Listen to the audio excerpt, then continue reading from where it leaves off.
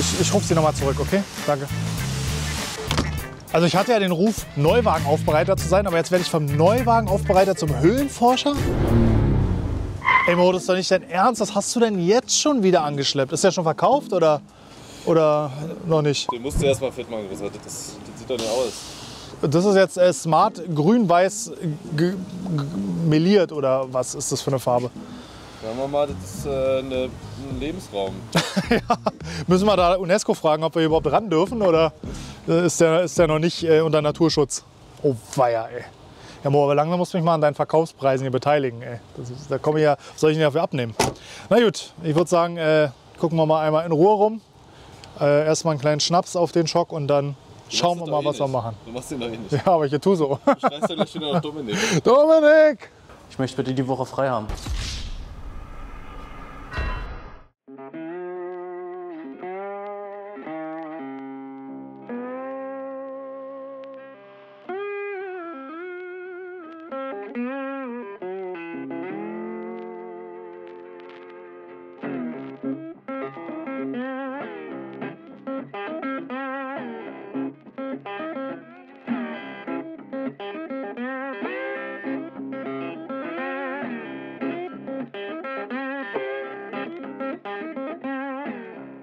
Und dann geht es auch schon los mit dem wichtigsten Punkt dieser Aufbereitung. Das ist nämlich die Wäsche, weil bei einem Auto, was weiß ist und dann aktuell grün, braucht man natürlich definitiv viel Reiniger, viel Zeit, viel Muße. Das war absolut nötig. Also erstmal los mit dem Intensivreiniger, alles komplett eingeschäumt und erstmal den groben Dreck runtergespült mit dem Hochdruckreiniger. Da hat man schon mal das Gröbste weggehabt und vor allen Dingen die Partikel weggehabt, die dann am Ende Kratzer machen. Überraschenderweise ging wirklich viel von dem Moos schon mit der Hochdruckreinigerwäsche runter. Das heißt, wir waren dann guter Dinge für den weiteren Verlauf der Fahrzeugreinigung.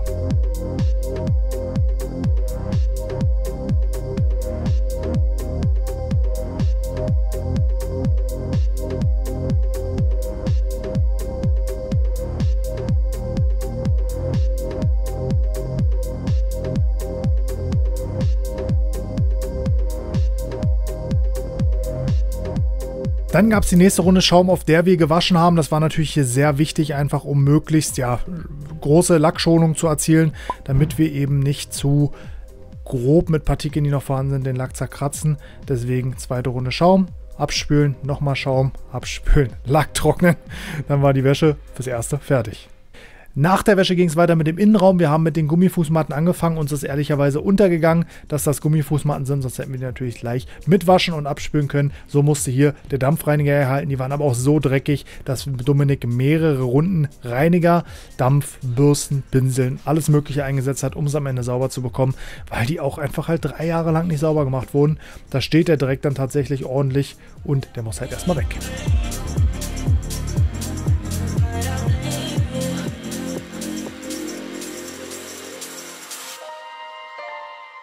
Dann ging es an den ganzen Dreck in den Innenraum natürlich erstmal gründlichst saugen. Man sieht hier alle Werkzeuge, die wir hatten. Tornado, Bürsten, Akkuschrauber, Sauger, um diesen ollen Smart-Teppich, sage ich mal, wieder halbwegs fit zu bekommen, sodass wir da wieder einen schönen schwarzen Teppich haben, wo der Sand raus ist. Da brauchten wir wirklich viel Hilfsmittel. Wichtig ist immer zu wissen, wenn man mit Druckluft an Teppichen trocken arbeitet, entsteht natürlich immer ganz viel Staub und Sand in der Luft. Das heißt, mindestens eine Schutzbrille tragen. Wenn man nicht genau weiß, was für ein Dreck ist in den Teppichen, gerne auch eine Maske und dran denken, dass das Auto danach gut wieder gesaugt werden muss. Also die Partikel fliegen überall rum, will ich damit sagen.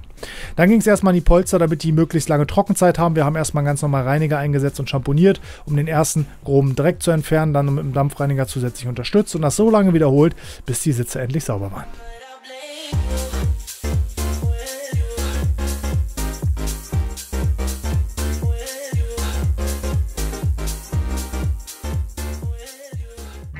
Die Wäsche und die erste Runde im Innenraum sind soweit abgeschlossen. Wir haben hier noch eine extreme Baustelle mit den ganzen klebenden Münzen da drin. Da müssen wir uns nachher noch drum kümmern. Jetzt kümmere ich mich erstmal hier um die glatten Oberflächen, zum Beispiel diese extrem verschmutzte Türpappe. Ich glaube, ich habe selten so einen schmutzigen Kunststoff gesehen. Also es klebt auch alles total, das ist nicht nur Staub. Das heißt, das müssen wir jetzt natürlich reinigen. Mein Standardvorgehen für so Türpappen und Kunststoffoberflächen im Innenraum ist erst Trockeneis, damit mache ich die ganzen Ritzen und Kanten sauber und dann Dampf für die Oberfläche, weil ich mittlerweile echt ein Freund davon bin, chemiefrei im Innenraum zu arbeiten, wenn die Möglichkeit es zulässt oder die Verschmutzung es zulässt. Hier haben wir jetzt zwei Probleme. Einmal, wir haben eine sehr starke Verschmutzung mit Staub und Sand und Dreck. Und vor mir wird ein Autokeramik versiegelt. Das heißt, wenn ich jetzt hier mit Trockeneis durch die Gegend puste, dann fliegt dieser ganze Dreck auf das Auto und auf alle Oberflächen, die hier so in der Nähe sind. Das wollen wir natürlich jetzt vermeiden. Das heißt, Trockeneis fällt raus. Und auch bei Dampf möchte ich jetzt einfach den Dampf nicht verwenden, weil ich euch einfach mal wieder zeigen möchte, wie man auch ohne Trockeneis und ohne Dampf, also ohne allzu viel Technologie, so eine Oberfläche gut sauber und einfach sauber bekommt. Dazu benutzen wir zwei Hilfsmittel. Einmal einen weichen Pinsel, natürlich Innenraumreiniger und dann optional für alle, die es haben, ein Scrub-Pad oder ein ähnliches Produkt. Das ist hier so ein Scrub-Handschuh. Geht beides, da ist man einfach auf der Fläche schneller, geht aber auch nur mit dem Pinsel. Ganz easy, einfach Reiniger aufsprühen. Pinseln, oldschool, zeige ich euch jetzt, wie man dabei vorgeht.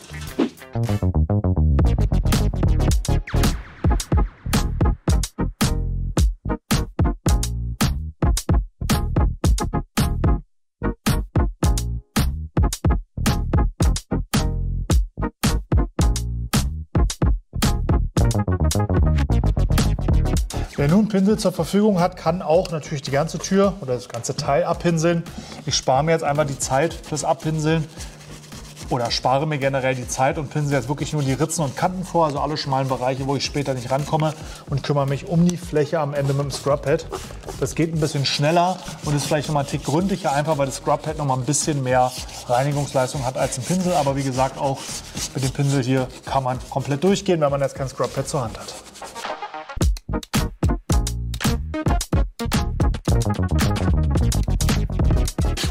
Ein bisschen Vorsicht walten lassen. Beim Boxengitter da jetzt vielleicht nicht direkt reinsprühen, sondern so ein bisschen den Pinsel einsprühen und feucht machen und dann mit so leicht, ich sag mal so stochernden Bewegungen, dass wir so ein bisschen in diese Ritzen kommen, in die Löcher kommen. Wichtig ist auch, dass wir einen Reiniger nehmen, der nicht zu stark ist, weil wenn noch mal ein bisschen Reiniger durchkommt, dann wollen wir nicht, dass wir uns da die Membran wegätzen. Also hier nochmal einen Innenraumreiniger, den ich einen Moment wirken lasse. Oder wenn ich die Möglichkeit habe und es einfach geht, ausbauen. Aber wie gesagt, ausbauen ist natürlich immer so eine Sache für einen Aufbereiter. Wenn ein Clips bricht oder irgendwas bricht hier in der Verkleidung, ist blöd. Aber ich greife einfach mit dem Kommentar vorweg, der sagt, bau doch mal die Box aus. Wer es machen kann und machen will, soll es machen. Für mich gehört es nicht zur klassischen Aufgabe eines Aufbereiters. Das war mal was zu essen, glaube ich. Pommes. Dann hätte ich es jetzt gegessen. Man darf nie eine Pommes verschwenden. Eisernes Pommesgesetz. Genau.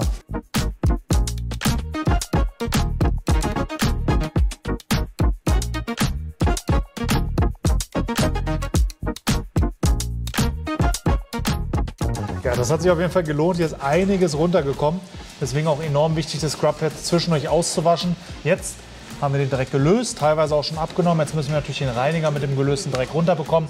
Da hält sich ganz einfach feuchtes Mikrofasertuch und danach nochmal trocken nachwischen, Ritzen und Kanten trocken pusten und dann sind wir auch mehr oder weniger schon fertig mit der Fläche.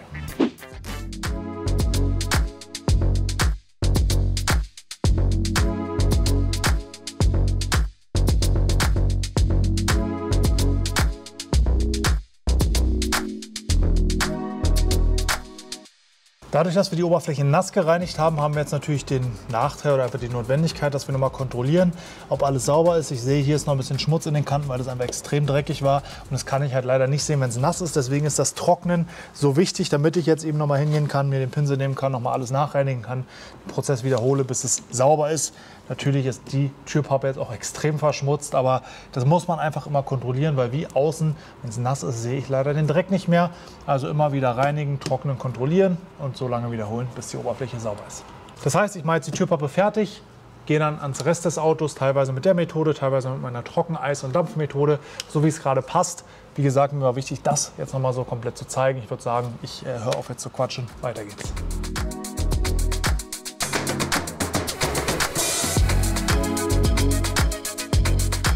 In dem Raum war Dampf wirklich wichtig, weil wir echt extrem viel klebende Oberflächen haben. Also der Dreck stand halt jahrelang und hat angefangen zu kleben. Deswegen Dampfreiniger mit dem Tuch. Gar nicht so viel Reiniger, meistens oder häufig auch in Kombination, aber Dampf war hier wirklich sehr hilfreich.